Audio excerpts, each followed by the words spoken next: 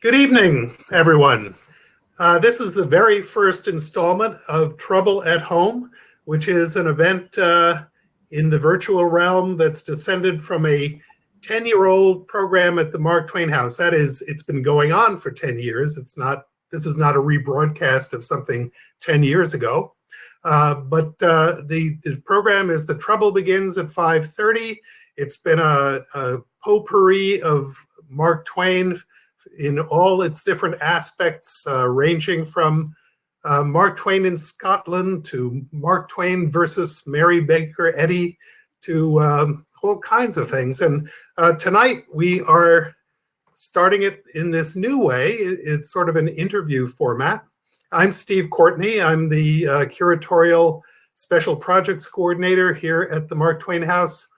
And we are lucky enough to have Dr. Carrie Driscoll with us. Now, Carrie is an old friend, but she is also a nationally and internationally known Mark Twain scholar who's worked on a number of things. One wonderful essay, Mark Twain's Music Box, has to do with the Hartford House in particular, and a lot about the stuff that's in it.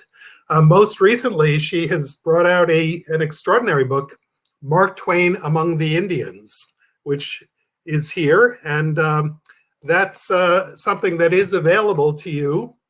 If you want to scroll up over on the chat side of your screen, you will see a link in the second item to buy the book, if you'd like. Another thing having to do with money, of course, like everyone else, like all arts organizations at this time, we are looking for donations if you feel that way.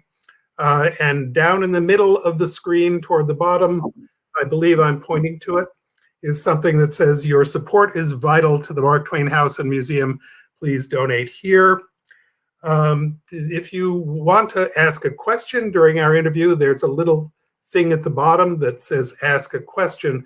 Rather than ask your question in the chat area, please ask it there, and our behind the scenes coordinator, Jennifer LaRue, will be sort of sorting those out and asking them at the end.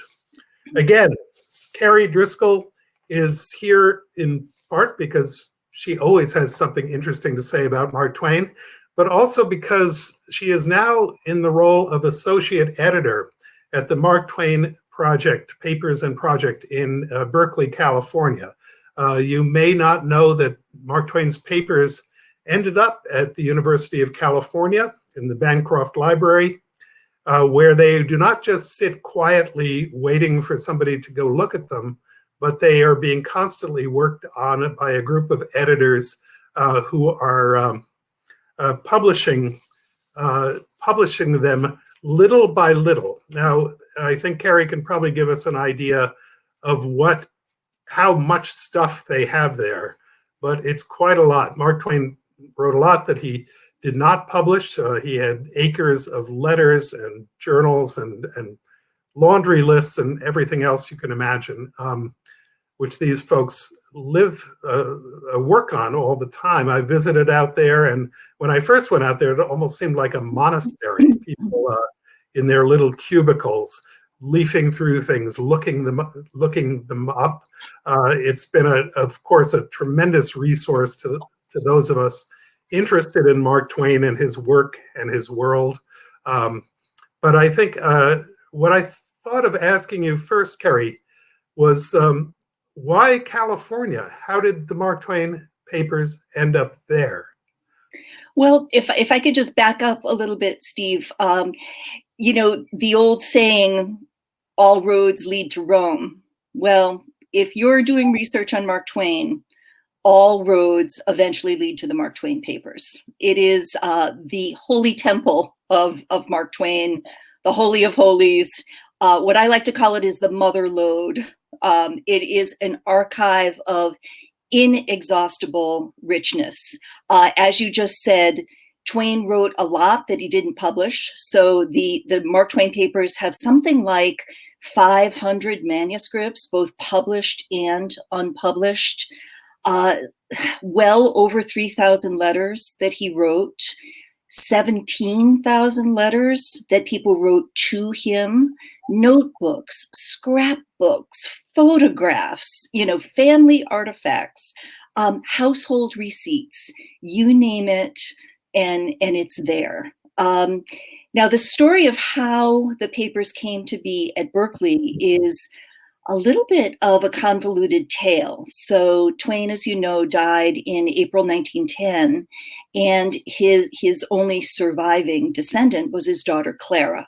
So Clara technically was the owner of all of, those literary remains, but there were also kind of trustees and executors of Twain's estate, and they had something to say about where the papers went and what happened to them. So the first executor is, of course, Twain's first biographer, Albert Bigelow Paine. And Twain pretty much kept the papers to himself until his death in 1937. And then someone named Bernard DeVoto became the executor, at which point the papers were transferred to Harvard University. I should say, and I'm sorry, I'm a little bit discombobulated here, but Clara originally wanted the papers to go to Yale because Yale had given her father an honorary degree.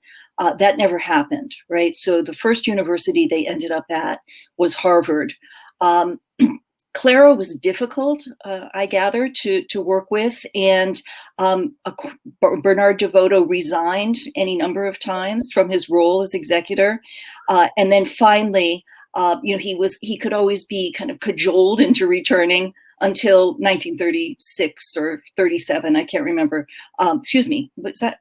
I'm sorry, I don't remember the date. That's okay.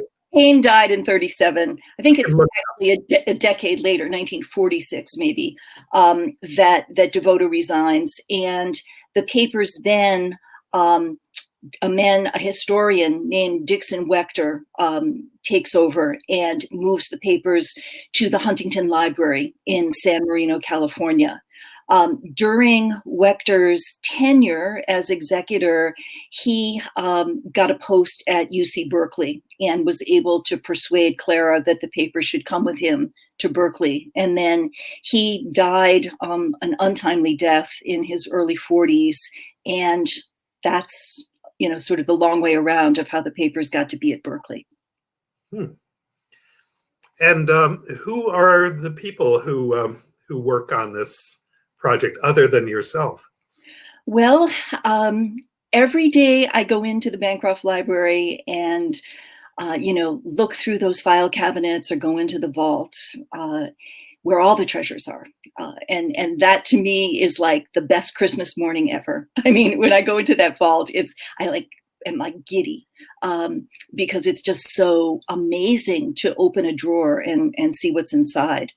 But I always have the feeling each day I go to work that I'm standing on the shoulders of giants. This project has been so meticulously organized and developed and maintained by a group of really dedicated editors, many of whom were there for more than 40 years of service. So my first experience of the Mark Twain papers, and I should explain because I don't think it's very clearly understood, the full title is The Mark Twain Papers and Project. And the papers is the physical archive. That's the repository of all of these treasures that have just been describing. But the Mark Twain Project is what you alluded to in your introduction, and that is that there is a systemic or a systematic effort to publish all of Mark Twain's works in authoritative editions. And, this has been going on for decades. So Adventures of Huckleberry Finn, Tom Sawyer, Roughing It, A Connecticut Yankee in King Arthur's Court, and most recently, perhaps what's freshest in everyone's minds are those 3 immense magisterial volumes of Twain's autobiography. So the editorial work is getting these books, finding the original copy text when we can, and then putting together, correcting the errors that crept in from compositors, and creating authoritative editions of all of Mark Twain's work. And I know that some of the early, because before the online world arrived, a lot of the early books had to be sometimes redone completely. I mean, the salient example being Huckleberry Finn, correct? And also, I think Roughing It, because the first time Roughing It was published, it was done without illustrations, and then it had to be redone. Yeah. Now, I'm going to just tell one personal anecdote. I had to write a book about the Mark Twain House. That was part of my job about 10 years ago. And here's an example of what they work on. These are his notebooks and journals. Mm-hmm. One of several volumes. There are similar volumes of letters, some of which I'm sure Carrie will be talking about soon.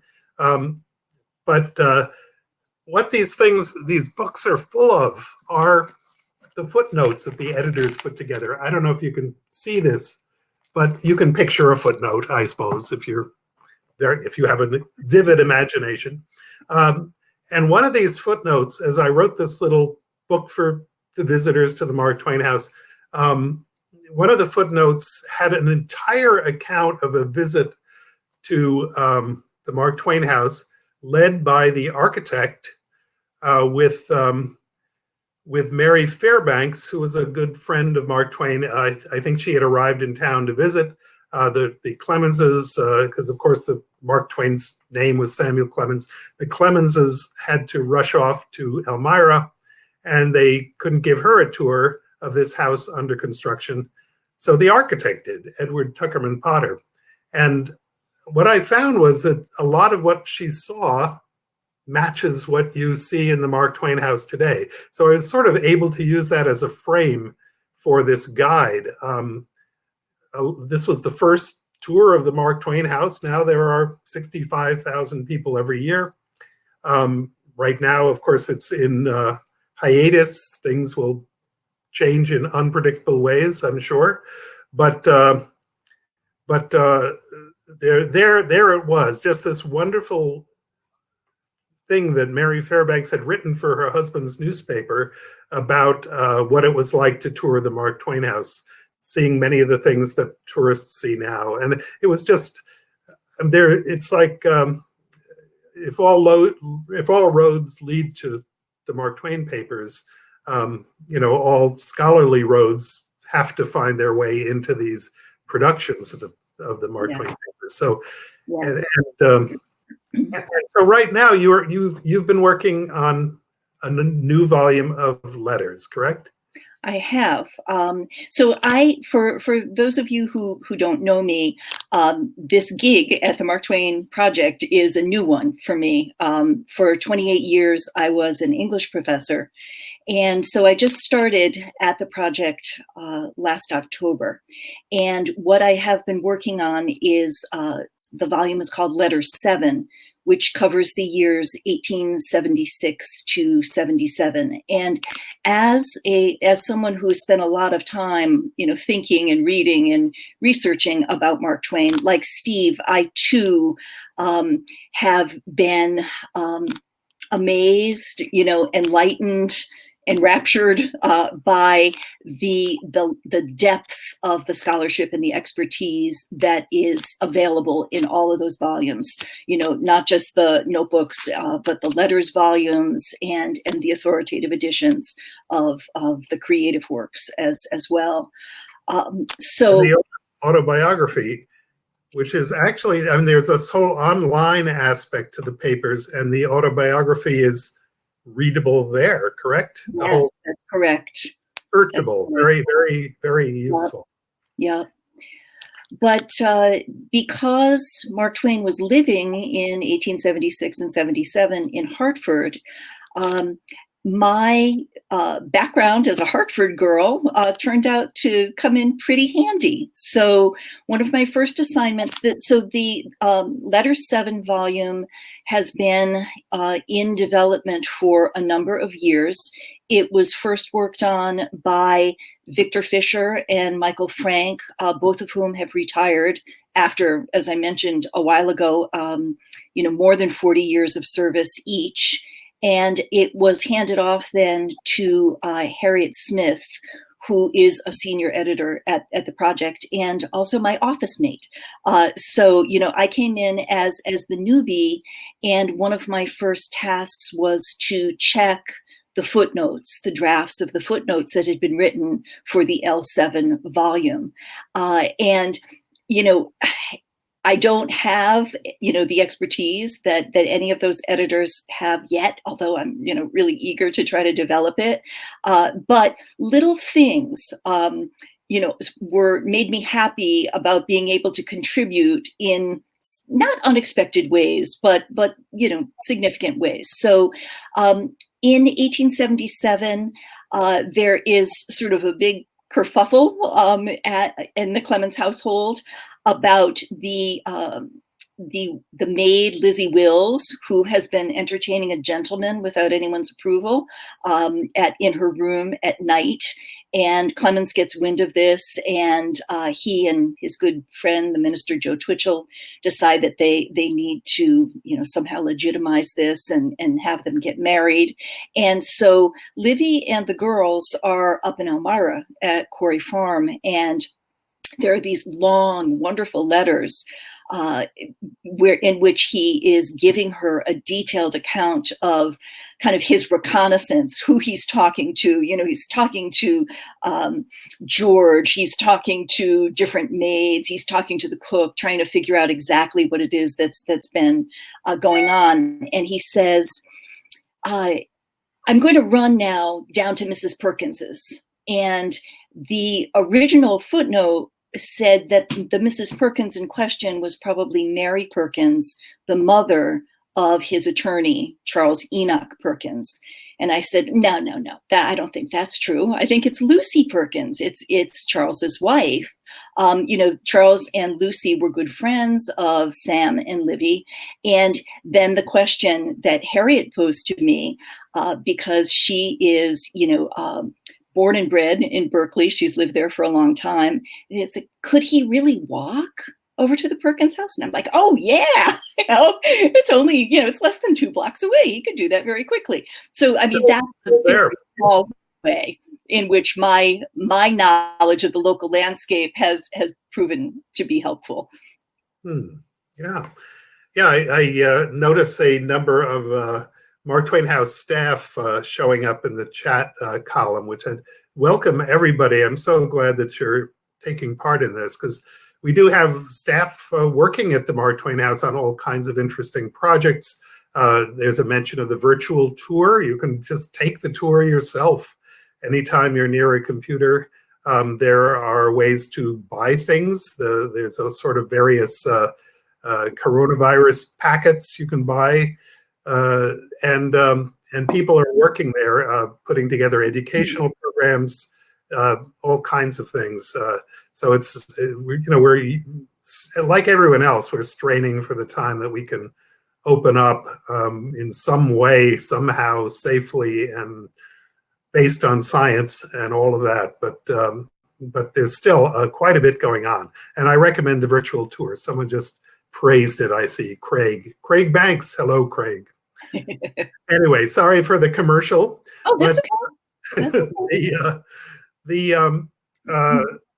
No, I found exactly that. For one thing, although you describe yourself as a newbie, you are not exactly a newbie. For the 20 years I've known you, you have been producing endless papers and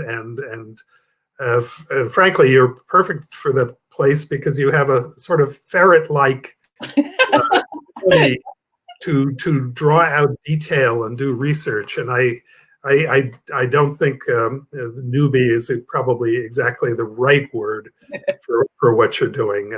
Well, I mean, I'm what I'm saying is that compared to sort of the depth of the expertise of my predecessors as editors, and also my office mate Harriet and Ben Griffin, I feel there's a lot for me to learn. I visited the Mark Twain papers countless times as I was researching my book. But what I have said repeatedly to Bob Hurst, who is the general editor of the Mark Twain papers, is that it's a very different experience to visit as a reader than to be sitting down the hall in the role of an editor. But I just want to give one example of the way in which I have profited from that incredible expertise that these editors bring to bear on the life and work of Mark Twain. My book that, Steve, thank you for holding it up. My book is about Twain's evolving attitudes about American Indians over the course of his very long literary career. And at one point, I was writing about the early 1870s when a conflict called the Modoc War occurred. And this is a good example of one of the many things that Twain wrote. It's a fragment, it's unfinished, left unpublished. It's called Extract from Methuselah's Diary. It didn't get published until, many, many years after his death, when a book called The Bible According to Mark Twain came out. So I was flipping through that book one day, and I came across a portion of this extract from Methuselah's Diary that mentioned George Armstrong Custer, Sitting Bull, and a couple of other generals, and the Modoc War. And so I flipped to their notes at the back, and it said that they dated it 1877. And I was like, oh, something about that just didn't ring correct to me. And it also didn't fit my theory. If I'm totally honest, I was like, oh, I really want that to be earlier. So I was out at the Mark Twain papers, and I asked if I could see the manuscript of Extract from Methuselah's Diary. And Vic Fisher brought it out to me. And one of the, sort of the arcane things that Vic was able to figure out is dating the composition of undated manuscripts by looking at the watermarks on the pages on which the document is written. I mean, they also have been able to trace ink colors. What ink was he using during a certain month in, 1884? So I honestly, this memory is just sort of burned into my mind. Vic bringing the box of the manuscript out to the reading room and then taking out page after page and holding it up to the light and saying, so you see, there's this very faint imprint in here, and this is a watermark, of such and such a stationery company. And Mark Twain only used that particular, kind of paper from, for a 3-month period in 1873. And I may well have jumped out of my chair at that point, because that's exactly the year I wanted it to be. I mean, it was absolutely serendipitous, but that's the kind of sort of amazing knowledge that these editors have. And it's second nature to them. I mean, it was like, oh, yeah, sure. See, can't you see the watermark? And I could. The other amazing talent that the editors have is that they can read cancellations. When Twain was writing, especially in letters, but you can see it in manuscripts as well, he'd get going so fast, and then he would cross something out. And he tended to do it with very emphatic strokes. And so to me, what lies underneath that cancellation is usually an indecipherable mystery, but ask Bob Hurst. It's like, I said, do you have X-ray vision or something? I mean, he can just read right through it. And then as soon as he says it, I'm like, oh yeah, I can see that. But of course I couldn't until he told me what it said. So lots of different handwritings in these manuscripts. So there's Paine's handwriting and Devoto's handwriting. I right now cannot tell the difference between them. But one day I brought something in to Ben Griffin, and he just looked at it and he said, oh yeah, Paine wrote that. And I guess, with time, I'll be able to make those discernments as well. But right now, I'm just in amazement. So where did you develop this enthusiasm for scholarship? I don't remember all my professors having this kind of absolute passion for and how did you get into Mark Twain anyway? You may have told me the story once, but how did I get into Mark Twain? My training is in American modernism. It's in poetry. But my first job when I got out of graduate school was at Elmira College. And right outside my office window was this very curious structure, an octagonal study that was all glassed in. And I was like, well, what's that? Oh, that's Mark Twain's study. And so I had a Fulbright. It happened to be to the University of Heidelberg in Germany. And when I stepped off the train in the city, my host professor met me there with a little book. I could actually pull it off my shelf right now, called Mark Twain in Heidelberg. Like, who knew? I didn't know at that point that he'd spent, some wonderful months there. So, and then I got a job at what used to be called St. Joseph College in Hartford, about 2 miles from the Mark Twain House. So at a certain point, I felt like I'd been following him around and that, there was some sort of message that was being communicated to me. It's like, sit up, pay attention. You're supposed to work on this guy. And that's how it happened. And do you like his what do you see him as a novelist or as a travel writer or a reporter? What part of it appeals to you the most? He's so absolutely multifaceted. I mean, I guess if you were to look at the bookshelf, he did more travel writing than anything else, right? In terms of Roughing It, A Tramp Abroad, Following the Equator, etc.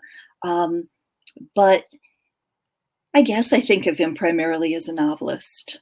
But the other thing I just want to mention, and this is, apropos of nothing, but one of the most wonderful things that they have at the Mark Twain papers is, things are so meticulously organized. So, there are file cabinets of his letters, and then file cabinets of letters that other people wrote to him. And then there's this whole section of file cabinets that's arranged chronologically that is called documents.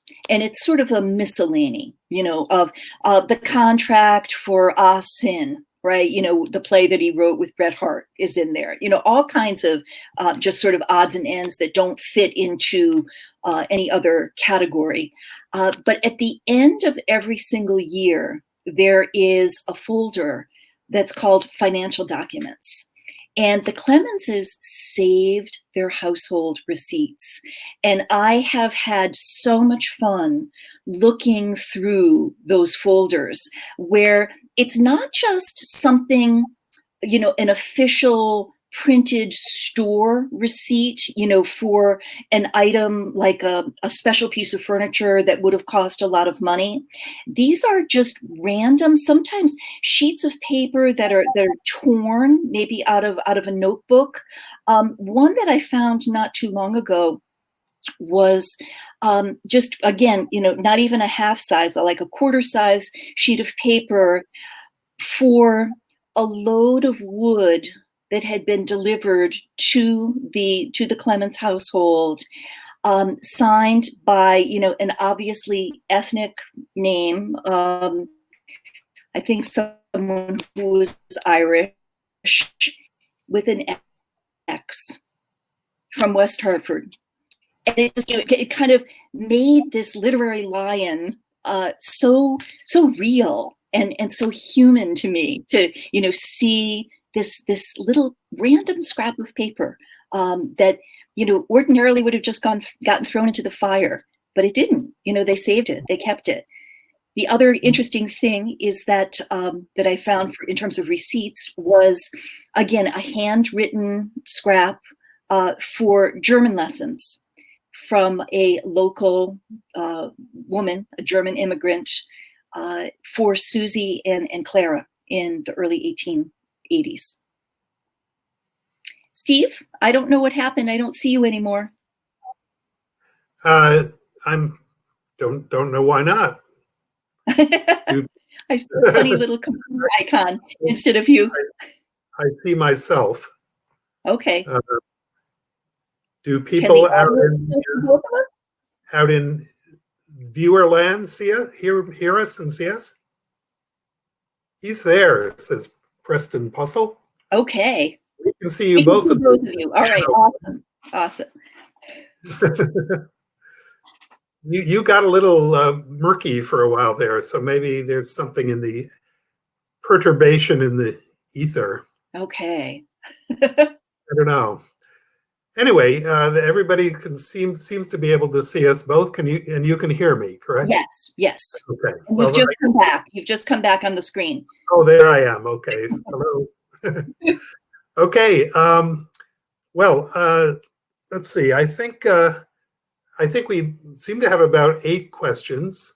Okay. There was one comment somebody made that I wanted to mention, but I've lost it. So it may come to me again. But I think our question person is Jennifer, correct? And do you have the questions available? Hello, this is Jennifer Lowe, our wonderful events manager, who has set all these things up for all kinds of interesting people,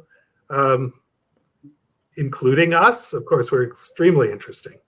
You are extremely interesting. What a delightful chat. Thank you so much. And I think you have now set our program record, our virtual program record. 161 people have registered for this event. And really?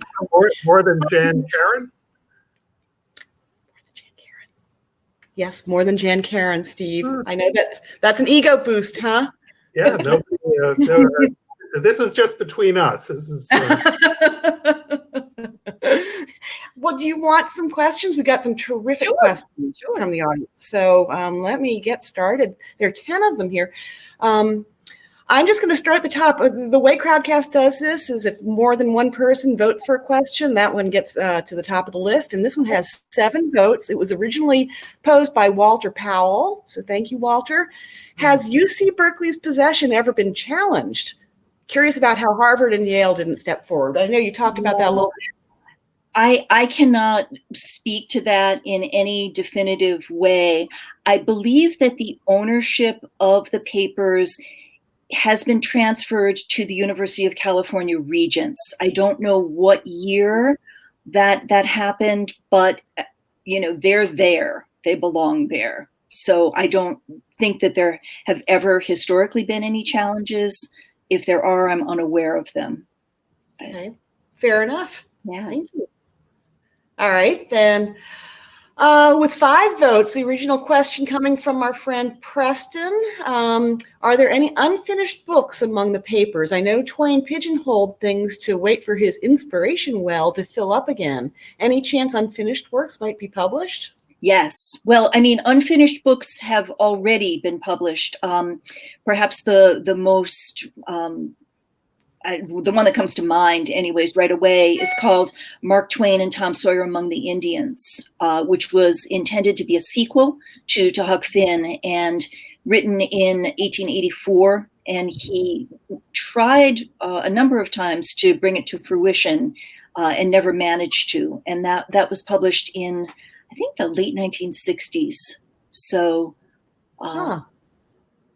Yeah, I mean, I've been amazed again, in the vault, poking around, at the number of unfinished, I don't know how many book length manuscripts there are, but some very lengthy essays and stories that I never even knew existed. Oh, wow. Yeah. That's exciting, huh? Very exciting. Oh. Well, and that kind of leads to the next question. Do you have any suggestions where someone should begin reading Mark Twain's works? That comes from Stephen. It's a really good question. If you're a newbie to Mark Twain and want to get to know about him, where do you start? Well, I would recommend starting with the short works. There's a 2-volume set that was edited by an eminent Twain scholar named Louis J. Budd, and it's called Collected Tales, Speeches, Essays, and something else. And it is a compendium of short works that Twain wrote. And that's where I would start, just sort of sampling those. There's famous and then not so famous things in there, and they're wonderful. That's a great suggestion. And I don't think people are necessarily aware that exists as an option. I think people think, I have to choose between, Huck Finn and Tom Sawyer. And I actually have them right on my shelf. Let me see if I can do a little ad. It's published by the New American Library, which means they have this black cover. You've probably seen some of these. Right there. You see that? I would agree 100% with what Carrie said about that. Of course, when you're a kid, sometimes you just start with Tom Sawyer by default because someone throws it at you. And that's pretty much what happened to me, I guess. I think the other thing, if people haven't read it, is read The Innocents Abroad. That is, to my mind, Mark Twain's funniest book. It's well worth the time. And Carrie, am I correct in thinking that was his bestseller during his life? Absolutely, during his lifetime. And one of the exciting things that I should have mentioned, which I didn't, is that the Mark Twain Project is currently working on not just Letter 7, but an authoritative edition of The Innocents Abroad, which I'm super excited about. Do you know when that we should look forward to that? I don't know. Probably, in a couple of years. A definitive edition of Pudd'nhead Wilson is also in the works. So, great work is going on, and just stay tuned for when it comes out. Awesome. Thank you for telling us about that. Are there any lost works of Twain that people are searching for? Oh, lost works. I'm sure there are. I'm drawing a blank right now. Well, there's Orion's biography, right? Not his work, but his brother. What's the story, Carrie? He lost it in a taxi cab or something? All right. I don't remember. I don't remember exactly, but his brother wrote an autobiography that seems to have melted away.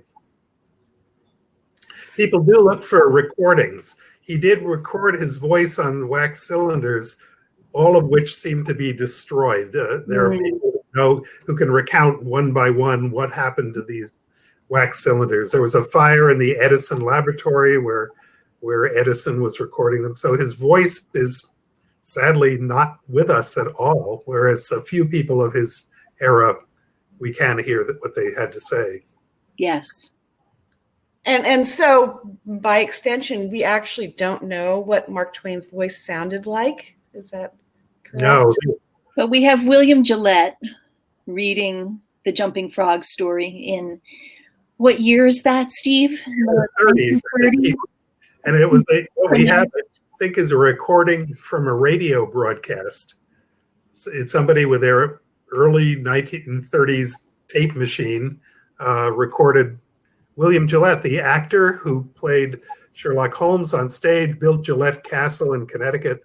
He was a boy and then a young man living in Mark Twain's neighborhood, Nook Farm, and also had a practice of imitating stage speakers. That he did a whole routine, sort of like I don't know, a comedian imitating Trump or something. And one of the people that he imitated was Mark Twain. So in the 30s, he had known him. He read this aloud, and I guess that's probably as close as we're going to get until a wax cylinder shows Didn't up. Clara also say that that recording sounded very much like her father? So we have this imprimatur, from his only living descendant. I think she said that about Hal Holbrook's performance, didn't she? I thought it was Gillette. Did she also say Gillette? I don't know, but Hal Holbrook, of course, is the great imitator, stage personality who did Mark Twain Tonight for decades, and studied the Gillette recordings, read every account he could get his hands on of what Mark Twain sounded like. In fact, in our fall program of Trouble Begins, Kevin McDonald, this wonderful collector and independent scholar from Texas, is going to be speaking on exactly that subject. So watch our website for the date. We're hoping our fall schedule will be, maybe it'll be like this, but maybe, let's hope not. But yes, a lot of people worry about his voice. What did he really sound like? Well, and Hal Holbrook remains a good friend of the Twain House. We have Hal Holbrook Hall named after him. So that's a great connection. And just to follow up on what Steve just said, this is a bit of an aside, but whether we go live in the fall with our programs, including our Trouble Begins series, we're going to stick with these broadcasts as well. So, because look at all these people from all over the world, all over the country who are able to join us. So the more the merrier. And if we're live, we're also going to be virtual. So it's our brave new world and our new reality. And I think it's pretty exciting. Do you guys, can you take another question or two? Sure. Can I break in though? 2 weeks from tonight, we'll have the second one of these, and it hasn't been announced on our website yet because I haven't gotten around to writing it up yet, basically. But Grace Di Meduno, who I notice is out there. Hello, Grace. Hi, Grace. Is one of our living history interpreters. Now, these are. As you may know, you can tour the Mark Twain House with a person who will just explain it to you, but you can also tour it with Livy Clemens or George Griffin the butler, or in this case, Susie. Now, Susie Clemens, of course, was the daughter who was in many ways thought that she might grow up into another Mark Twain or an author or writer of some kind. She was very literary. She sadly died in her 20s. But Grace, who's a wonderful, wonderful interpreter, will take you around the house as Susie in her young days and talk a lot about her father and about what you're seeing in each room. And she won't be doing all that, but I'll be again picking her brain as I'm picking Kerry's about what she goes through to do that and who Susie was. And anyway, that is 2 weeks from tonight. Somebody look at their calendar and tell me the date. I think it's the 28th. The 28th is the 14th. So come back on the 28th. Back to the question, sorry. Well, let me just say that I will follow up to everybody who's in attendance this evening. I'll send you a link so that you can easily sign up for that next edition of Trouble at Home. So we hope to see you all there again, and bring your friends. There's Kevin McDonald right there, chiming in. Okay, here's a question from Kristen. The one part in Huckleberry Finn that always seemed strange to me was the part toward the end when Tom Sawyer shows up and there's this long practical joke about taking a long time to break Jim out of his imprisonment instead of just letting him out of there. In looking through Mark Twain's papers, did you ever see other drafts or notes he made that didn't include this part in the book? I've never understood its inclusion in the novel since Jim is such a moral and sympathetic character. That's a great question. It is a great question. The original of the Huck Finn manuscript, remember, for a long time, part of it was lost and then discovered in an attic in Los Angeles somewhere in the early 1990s. The original of that manuscript is actually at the Buffalo and Erie County Library. So the Mark Twain Project does not have that original, but of course we have anything that we don't have originals of, we have managed to get either photocopies or nowadays scans of. I do not ever recall seeing an alternative ending. And that is one of the most vexing questions that has plagued Mark Twain scholars ever since the book was published. What a disappointing ending, after chapter 31 and Huck saying, all right, then I'll go to hell. There's this awful protracted backsliding into juvenile hijinks that are often really, really cruel. And I think, I don't know what was going on in his mind in terms of bringing that novel to its conclusion. I have a utterly speculative theory, which is, it seems that when he worked on his books, he got tired of them after a while, and he wanted to play with something else. And I know, A Tramp Abroad, of course, famously, he was absolutely in agony writing it toward the end. And also sort of little jokes like that involving Jim turn up in the sequels he were talking about. That's like right. Yeah. Huck Finn Among the Indians, Huck, what is it, Tom Sawyer Abroad? Yeah. These are books no one really would want to read unless you're a Mark Twain scholar, but they're full of these sort of same jokes. And it's almost as though he was thinking, well, here's a new shtick I can try. Mm-hmm. And we all have to suffer for it. But other people do have interpretations. This was some sort of an emblem of the Reconstruction era, that Yes. people, the liberated slaves, were really going back into slavery, just as Jim is put into this shed. And I don't know. It's a endless discussion. That I think is a brilliant interpretation. I don't know how well it holds up in terms of sort of what they call in the trade authorial intentionality. Did he really plan it that way, or is it just a convenient way for us to think about it? I'm so glad that you mentioned A Tramp Abroad, though, Steve, because that's one of the things I wanted to mention as well. A revelation for me is, as a Twain scholar, I rely on the published works. You don't know sort of what's behind those published works. And it turns out that A Tramp Abroad, he wrote more than twice as much as what gets into the published volume. And all of those discarded chapters are at the Mark Twain papers. Including a little chapter called The Music Box. which I found really interesting. So somebody's asked, and a couple of people have asked, about public access to the papers. Are they accessible only to scholars? Absolutely. You do need an appointment to come and visit, but you just email us and let us know what you're interested in. I think the more specific that you can be before you come, helps us in terms of gathering materials to look at. I have had the experience of being there as a reader before I became an editor, working, and a UC Berkeley undergraduate sort of wanders up and asks, "Do you have any manuscripts by Mark Twain here?" Yeah, we do.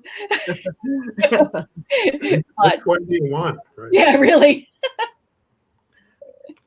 So I'm going to ask a question of my own to wrap things up. I think we've gone through most of the audience questions, and thank you, folks in the audience, for posing such good questions.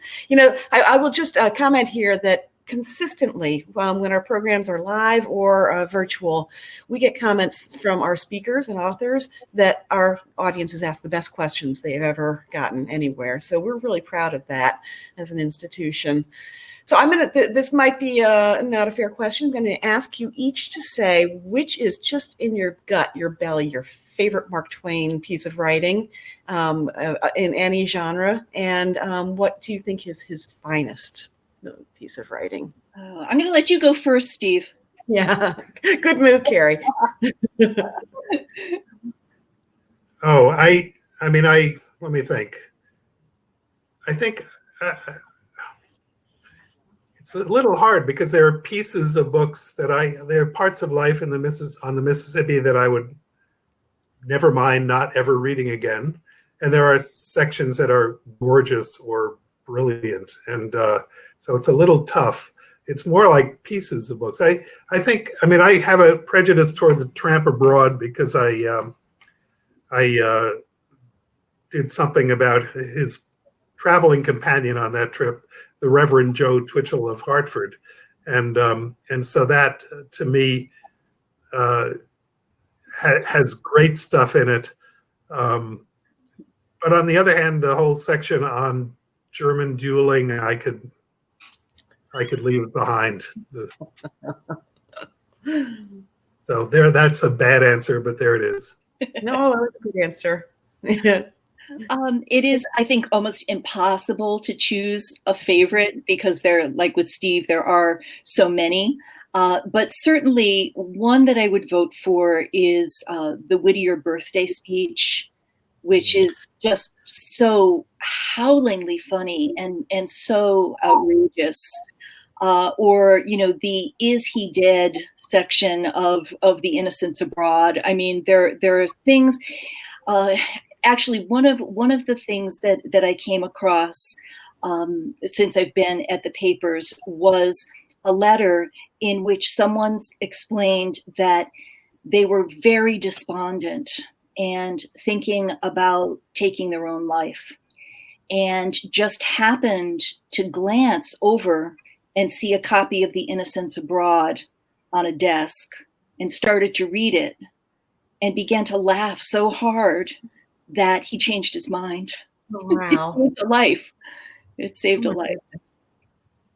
Wow, Carrie, you won that round. That was a better answer than Steve. Well, it wasn't a contest. It wasn't. Just But I just want to say, if there are people who did have questions that we didn't have time to answer, if you just want to email me, I'd be more than happy to give it a shot. And I have a very simple, straightforward email address. It is Carrie Driscoll at berkeley.edu. So fire away. Say it again. It's Carrie Driscoll all together. All together at Berkeley. Berkeley. ELEY. .edu. All right. It's on your screen, folks, in the chat. So yes, that's very generous of you, Carrie, because there were questions that we didn't get to. So I just want to say a couple of housekeeping things. This program has been recorded and will be available immediately after we end. So if you want to rewatch it, or if you want to come back to it later or share it with a friend, it will be here. So just use the same link that you used before. Thank you so much to any of you who took advantage of the opportunity to support us through hitting that green donate button. I can't tell you how much the staff, trustees, and volunteers at the Mark Twain House and Museum appreciate that. And if you were able to order a book, we appreciate that too. It'll take a little bit of time to get your books to you because there's this whole issue of having Carrie sign the book plates and then getting those to the museum and but you will get them. And thank you very much for purchasing through the museum store. That helps us out too. So I just can't thank you two enough. What an awesome Thank you. Series. And thank you to our audience, all 161 of you. And we'll see you on the 28th for Susie. Yay. Stay safe, everybody. Yes. Thank you. Bye-bye. Good night. Good night. Good night.